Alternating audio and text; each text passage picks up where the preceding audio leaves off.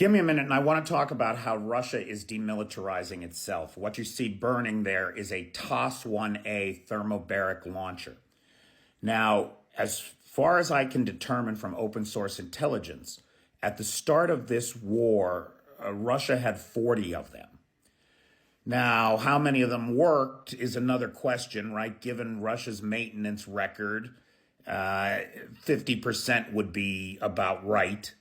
But let's give them more credit than that. Let's say that 75% of them were in working order and only 25% were out of order or being cannibalized for parts due to sanctions.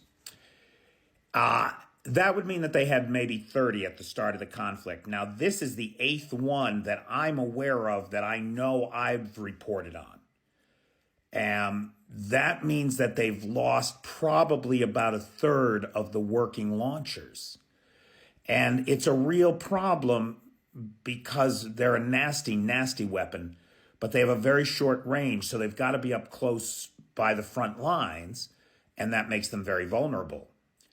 It appears that Russia is just, with the appearance recently of the 240 millimeter tulip guns, it appears that Russia is really scraping the bottom of the barrel, bringing out everything, including the kitchen sink, to try to throw at the Ukrainians.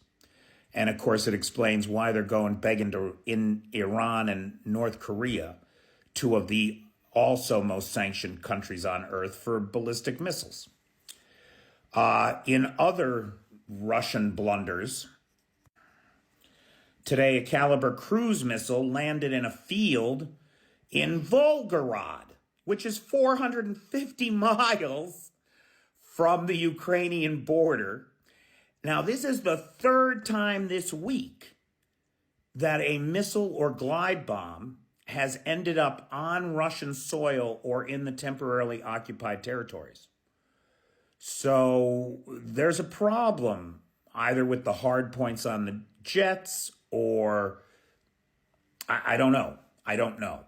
But there's very clearly a problem because this keeps happening.